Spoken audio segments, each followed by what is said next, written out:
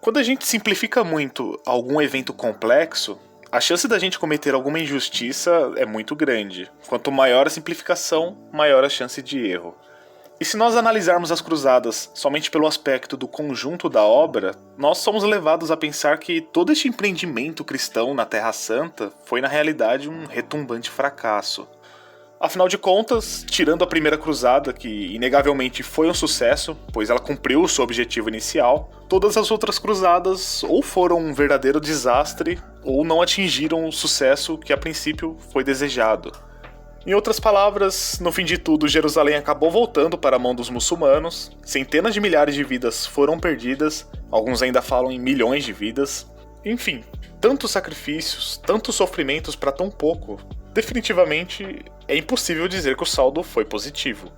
E olhando por esse lado, eu concordo plenamente que as cruzadas nunca chegaram a atingir o sucesso esperado, mas ao mesmo tempo eu acredito que a aventura das cruzadas, esse grande sonho medieval de libertação do Santo Sepulcro de Cristo, foi um dos maiores êxitos do cristianismo na Idade Média. Toda essa demonstração de fé e coragem do homem medieval, que arrisca tudo para sentir que está honrando a Cristo de corpo e alma, que no impulso se atira ao Oriente para defender os símbolos da fé, sem saber o que pode encontrar pela frente, que se sente no dever de servir a Cristo pelas armas até o sacrifício da própria vida, numa época onde a diplomacia e a negociação não eram os métodos mais utilizados, para se resolver os conflitos. Essas são coisas que nós, homens modernos, nunca iremos mesmo entender. E essa é a maior causa de preconceito das pessoas do nosso tempo para os homens daquela época. E de fato, é difícil mesmo entender a mentalidade de uma época que não é a nossa. Mas agora, deixando o romantismo um pouco de lado, o que a gente tem que entender é que se as cruzadas não culminaram num êxito completo, é porque os eventos foram guiados de forma que um domínio ocidental em Jerusalém fosse algo extremamente dificultoso. Então, o insucesso dos latinos por estes lados é compreensível. Ele está muito mais atrelado ao profundo contexto que o século XII impôs a eles do que a falta de motivação ou qualquer coisa do tipo. Aliás, nós podemos dizer que motivação era o que não faltava, pois o Reino Cruzado de Jerusalém permaneceu por quase 200 anos, e ao todo, 9 cruzadas foram lançadas a fim de manter essa influência cristã sobre a Terra Santa. E sabendo da dificuldade logística quando se fala dos séculos XII e XIII, quando não haviam veículos motorizados como hoje, uma migração em massa com fins militares era algo extremamente complicado nessa época, para dizer o mínimo. Bom, se até hoje, em um mundo tão integrado tecnologicamente, uma incursão em território inimigo exige uma logística tão escabrosa para a manutenção das tropas, imagina no século XII em territórios tão hostis quanto as das terras da Ásia Menor e da Palestina. E, por falar em motivação, havia mesmo um porquê dessa indignação toda dos cristãos para eles empreenderem uma expedição de tamanha envergadura? Então, vamos lá. Em 638, os muçulmanos conquistaram Jerusalém, e desde então, apesar dos pesares, nunca deixou de haver um clima de tolerância entre cristãos e muçulmanos na Terra Santa. Não que eles vivessem em perfeita harmonia, não, mas também nada que despertasse o caos. Mas chegado o século XI, quando o terrível Al-Hakim, líder do Califado Fatímida, levou a cabo a perseguição dos cristãos de Jerusalém a partir de 1007 e destruiu a Igreja do Santo Sepulcro em 1010, as coisas começaram a mudar. De um clima de moderação, nós passamos para um clima de tensão na Terra Santa. Já em 1076, Jerusalém foi conquistada pelos turcos seljúcidas, que eram ainda mais rigorosos que os fatímidas do Egito. Daí em diante, as peregrinações de cristãos até Jerusalém se tornaram praticamente impossíveis. Dia após dia, chegavam à Europa as notícias de que os visitantes da Terra Santa eram maltratados, roubados e até reduzidos à escravidão pelos turcos muçulmanos. Então veja que toda a violência começou a partir do lado muçulmano e não do lado cristão. Assim sendo, as cruzadas não foram uma guerra ofensiva propriamente dita. Desses cristãos malvadões que se sentem no direito de destruir os infiéis pelo fio da espada. Não. Antes de tudo, as cruzadas, na verdade, foram uma resposta ocidental, vamos dizer assim, à violência desmedida do Islã.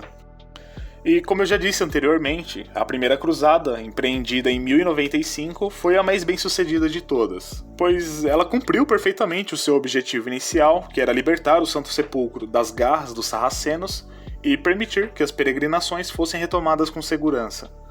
Em 1099, a Terra Santa já era uma praça cristã. Além disso, além de Jerusalém, uma grande extensão de territórios foi conquistada e estados cruzados foram formados na Síria, na Ásia Menor e em Israel. O reino cristão de Jerusalém chegou a durar perto de 2 séculos e, sem dúvida alguma, isso é muito impressionante, tá? Tendo em vista que essa era uma área rodeada por muçulmanos e eles eram tão motivados quanto os cristãos e, além disso, estavam desejosos de recuperar a Terra Santa.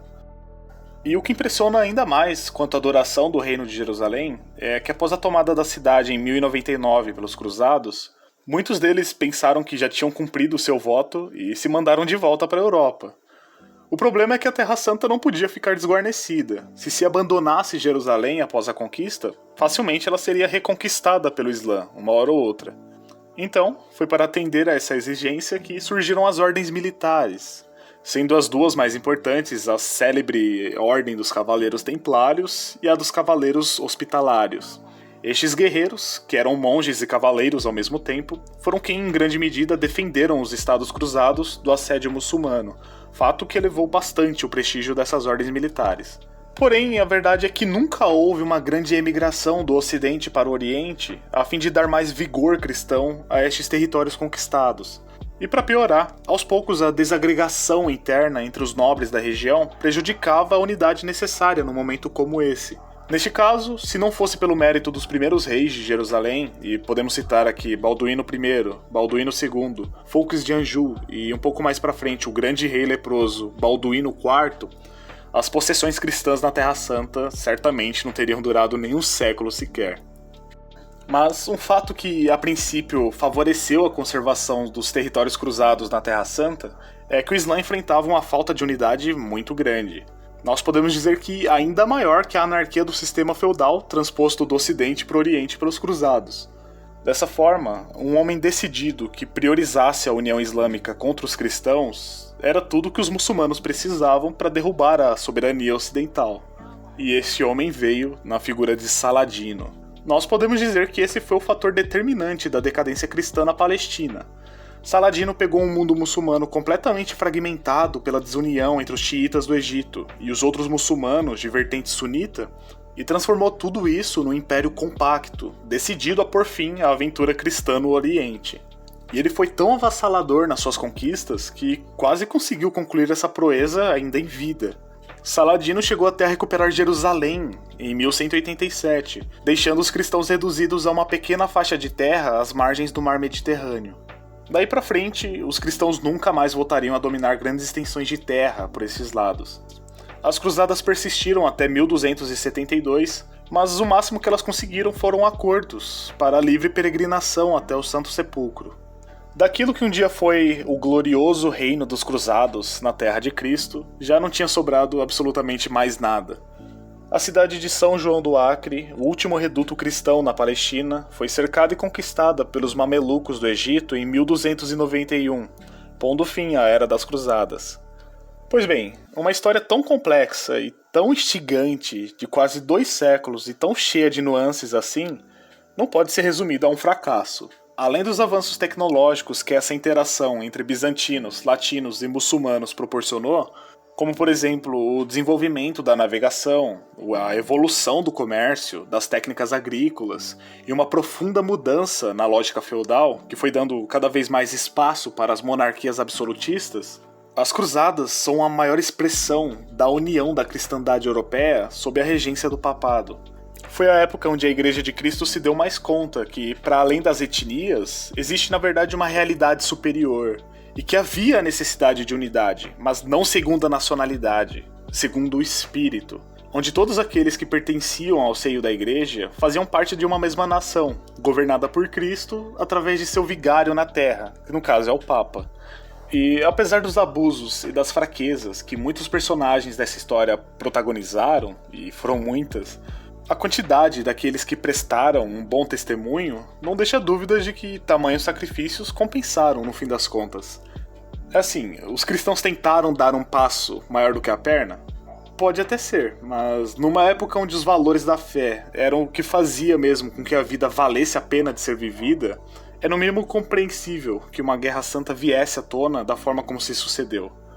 A maioria das guerras tem causas muito mais supérfluas que as cruzadas, e no mundo moderno elas se tornaram muito mais atrozes, e eu não vejo tanta indignação assim nos detratores da igreja como há quando se fala das cruzadas.